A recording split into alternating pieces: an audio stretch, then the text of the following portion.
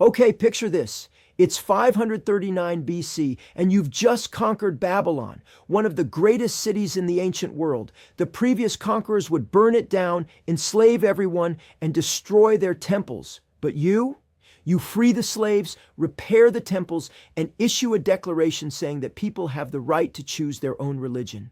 That declaration, written on a clay cylinder, is now in the United Nations building because it's considered the world's first charter of human rights.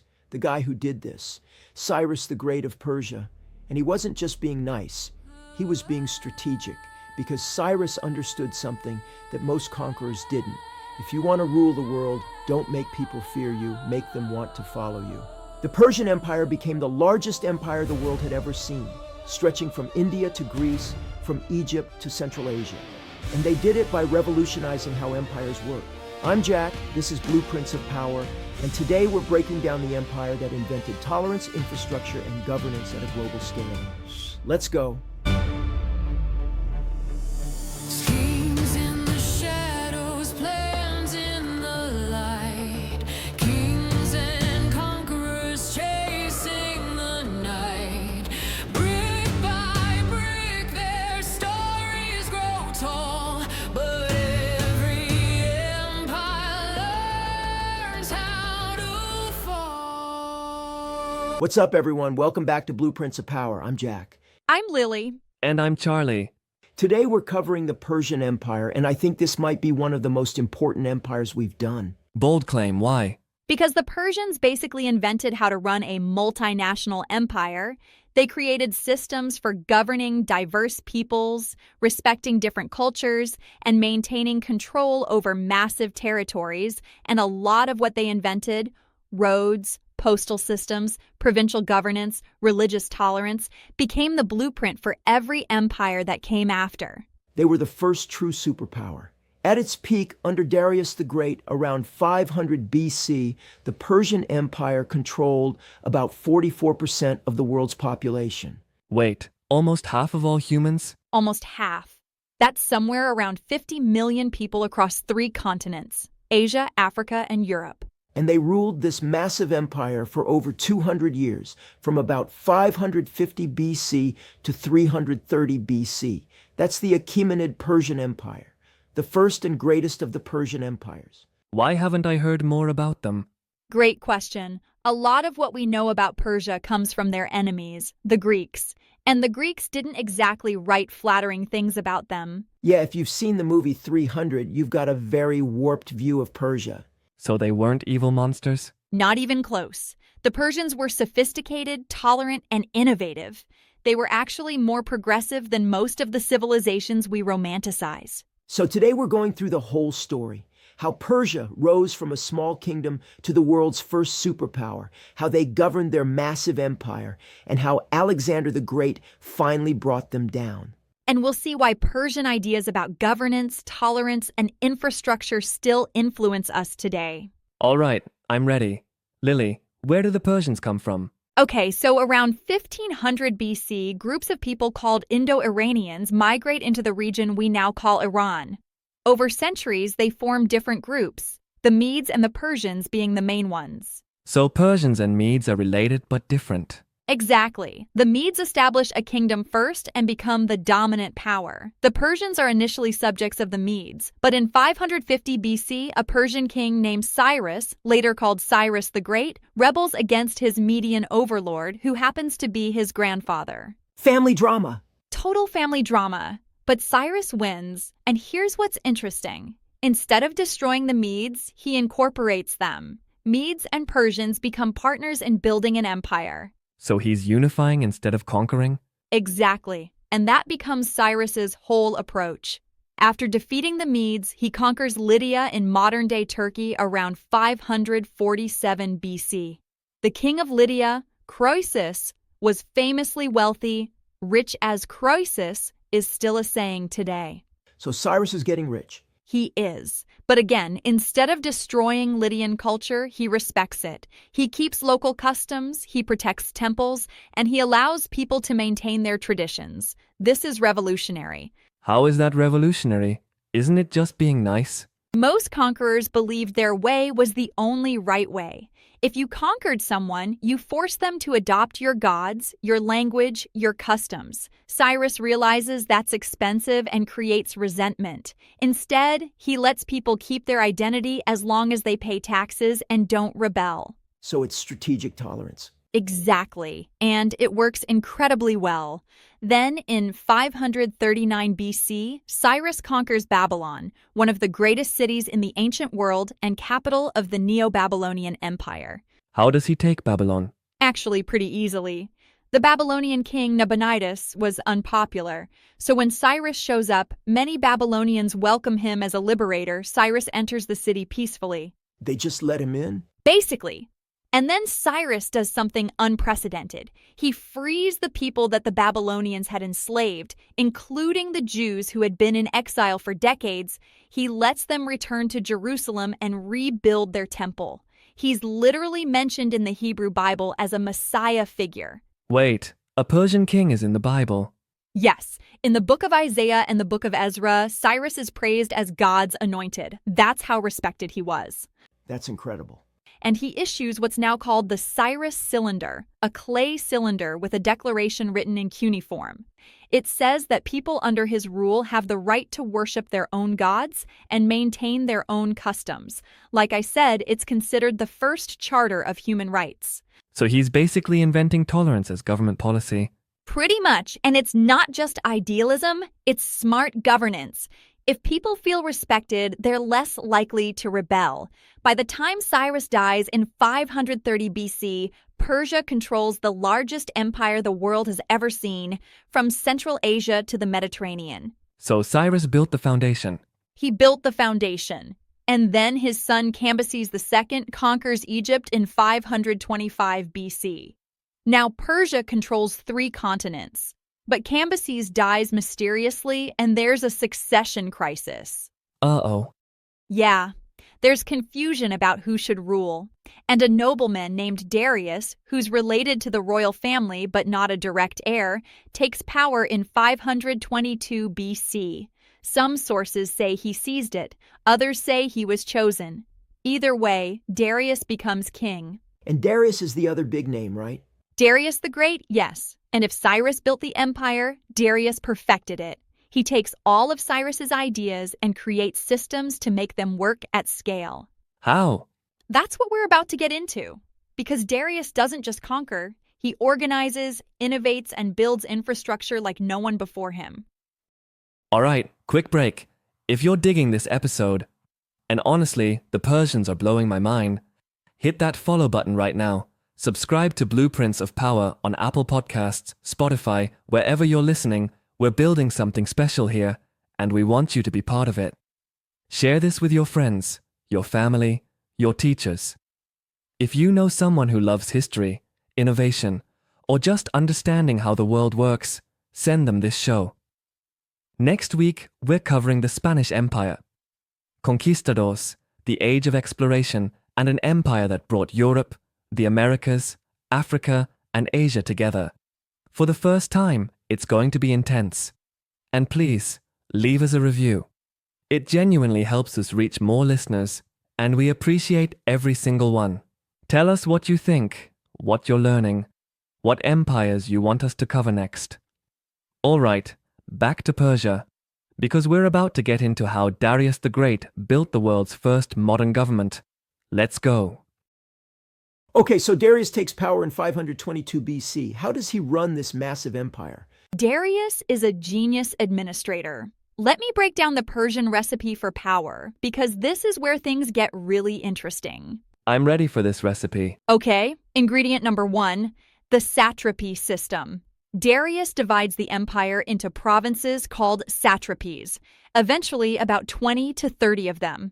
Each satrapy has a governor called a satrap. So it's like states or provinces? Exactly. Each satrap has significant local power. They collect taxes, maintain order, raise armies if needed. But here's the key.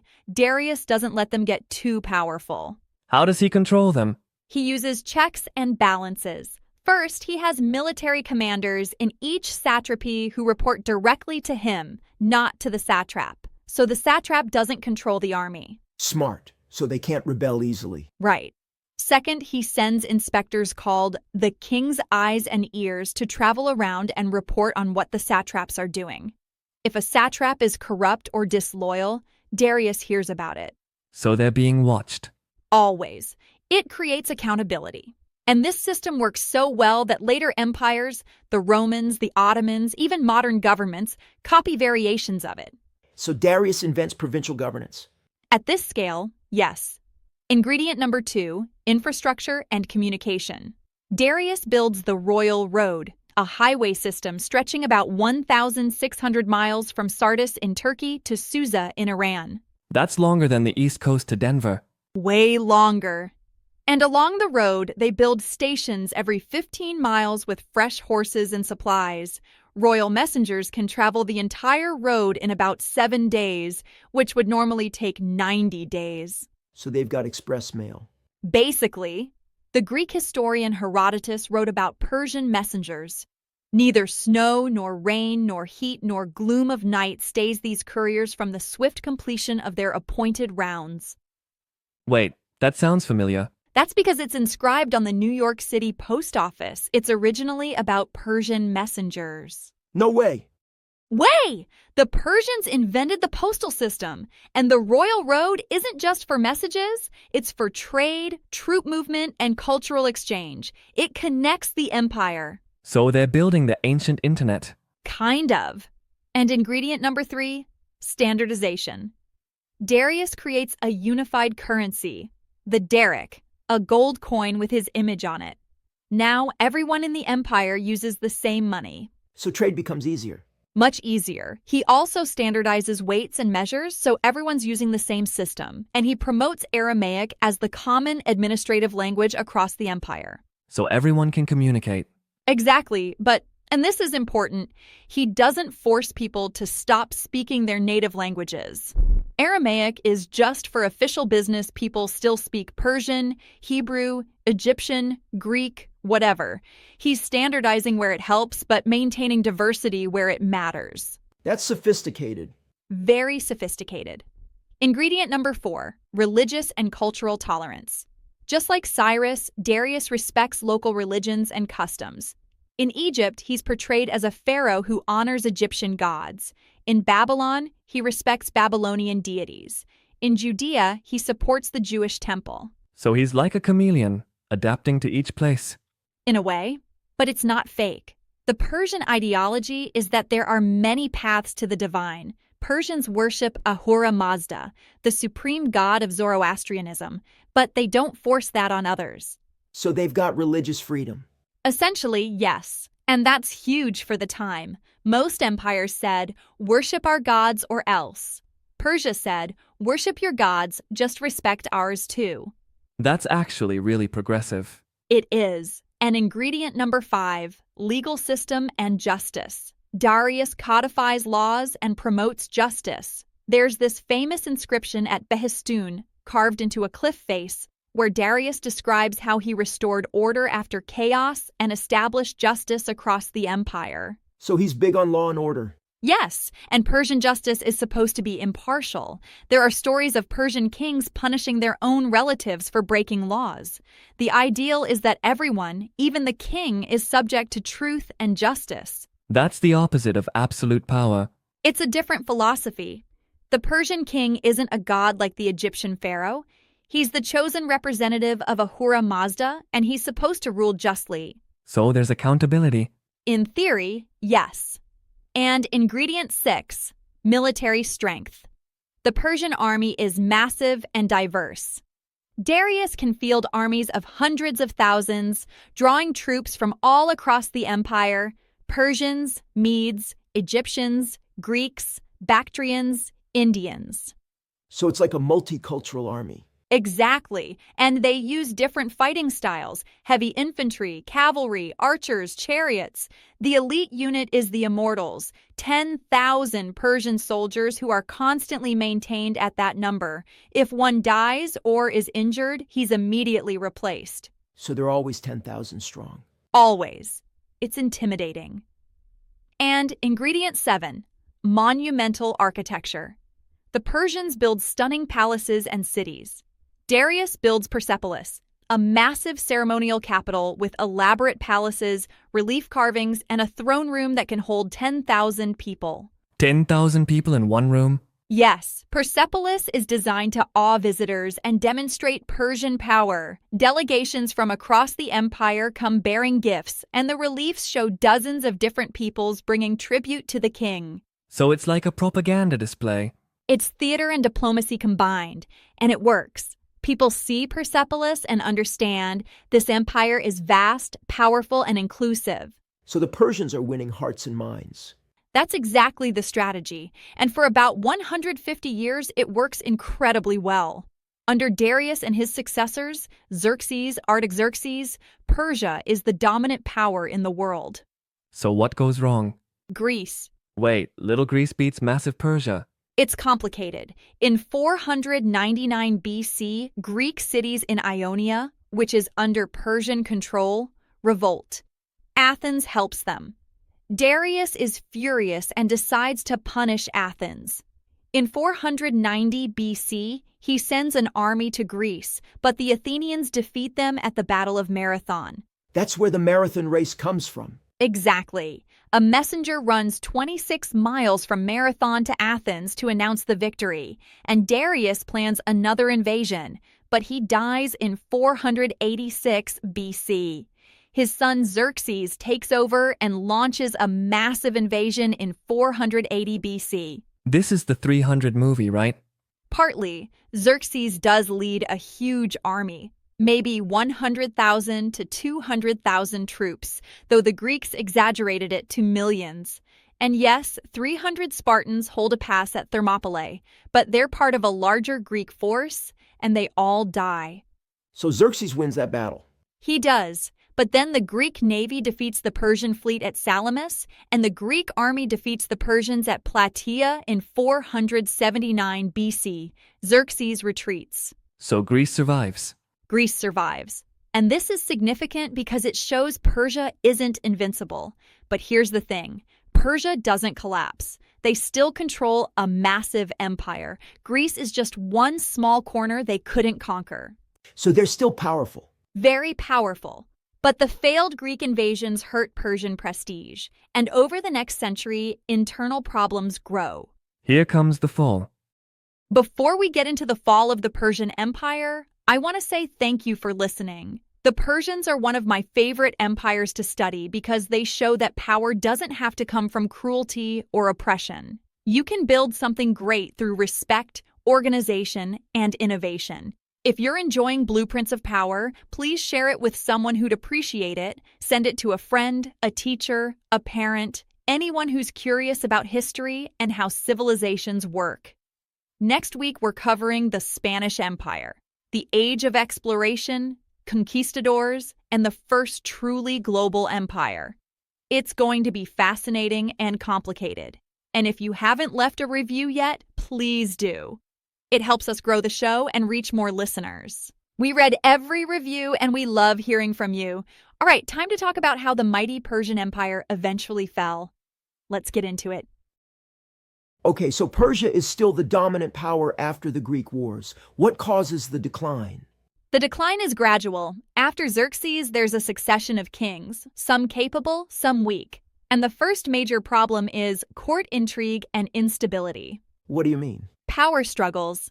The royal family fights over succession. Kings are assassinated by their own relatives or courtiers. Between 465 and 330 BC, several Persian kings are murdered. So leadership is unstable. Very unstable. And when you have weak kings or constant turnover, satraps start acting independently. Some become basically autonomous rulers. So the provinces are breaking away? Not fully, but they're less obedient. Some satraps refuse to send tribute. Some even rebel. The central government has to spend resources putting down revolts instead of governing effectively. So the empire's fracturing from within. Slowly, yes. And the second problem is Egypt keeps rebelling. Egypt was always the wealthiest province, but they never liked Persian rule. Between 404 and 343 BC, Egypt is independent for periods. Persia reconquers them, but it's costly. So they're fighting to keep what they have. Exactly. And third problem, the Persian military becomes less effective. Remember how the Persians adapted and adopted new tactics? They stopped doing that. Meanwhile, the Greeks are innovating. How? The Greek phalanx, heavily armored infantry fighting in tight formation, proves incredibly effective. And Greek mercenaries start getting hired by everyone, including Persian satraps and even the Persian king. So Persia's relying on Greek soldiers? Increasingly, yes, which shows their own military is weakening. And fourth, economic problems. The empire is expensive to maintain. The satraps who don't send full tribute hurt revenues. Military campaigns drain the treasury. And there's inflation because there's so much gold and silver circulating. So the economy's struggling. It's strained. And then, in 336 BC, a new king takes the throne in a small kingdom to the west. His name is Alexander of Macedon, Alexander the Great. Here we go. Alexander is young, only 20 when he becomes king, but he's brilliant, ambitious, and commanding a new type of army.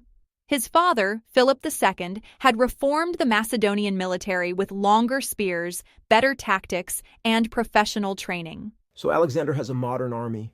The most advanced army of its time. And in 334 BC, Alexander invades the Persian Empire with about 40,000 troops. That's it? Against the whole Persian Empire? That's it. But he's a military genius.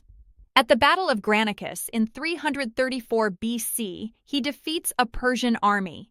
Then in 333 BC, at the Battle of Issus, he defeats a much larger Persian army led by the Persian king himself, Darius III. Wait, another Darius? Yes, Darius III, the last king of the Persian Empire, and he's not nearly as capable as Darius the Great. At Issus, Darius III panics and flees the battlefield, leaving his army behind.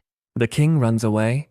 He does, and it's devastating for morale. Alexander captures Darius's family, his mother, wife, and daughters, but treats them with respect, which wins him admiration. So Alexander's being smart about PR. Very smart. He presents himself not as a destroyer, but as a liberator. As he conquers Persian territories, he respects local customs. Just like Cyrus did, he's winning people over. So he's using Persian tactics against Persia.